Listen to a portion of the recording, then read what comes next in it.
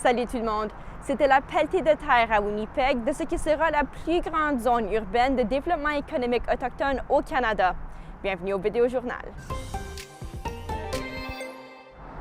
Une station-service sera le premier projet de construction dans le quartier Nawi-Oudena de Winnipeg. Et Oudena Gaspar est la première entreprise privée sur le site qui devrait ouvrir ses portes à l'été 2024.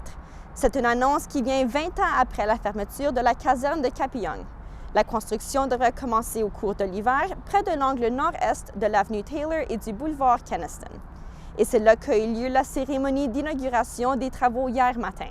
Plusieurs personnes étaient là, telles que les dirigeants de 7 Premières Nations du traité numéro 1, le maire de Winnipeg, Scott Gillingham, et le député de Winnipeg Centre-Sud, Ben Carr.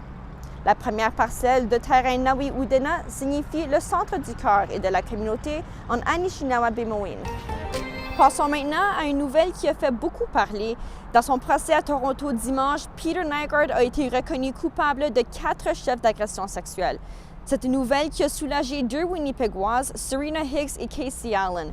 Elles allèguent qu'elles aussi ont été sexuellement agressées par le Manitobain. Serena Hicks raconte qu'elle avait trop peur de contacter les forces de l'ordre à l'époque, mais 30 ans plus tard, elle est allée le dénoncer à la police de Winnipeg en 2022. Rappelons que Peter Nygard fait aussi face à une accusation d'agression sexuelle et à une accusation de séquestration ici au Manitoba. Il devra aussi répondre à la justice au Québec et aux États-Unis pour des accusations similaires. Et en terminant, les élèves de l'école Guillot ne sont pas à l'école aujourd'hui à cause d'un incendie survenu hier sur le toit. Le nettoyage est en cours en ce moment et la plupart des dégâts sont dans le gymnase ainsi que quelques dégâts d'eau dans la salle de musique et de guitare. L'inspecteur des incendies croit que c'est le système de chauffage qui a causé le feu, mais l'enquête continue. C'est environ 450 membres du personnel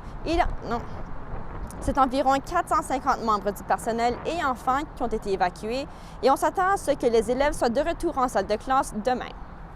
Et voilà, c'est tout pour aujourd'hui. Par contre, n'oubliez pas de télécharger l'application Info pour toutes ces nouvelles et même plus. Au revoir!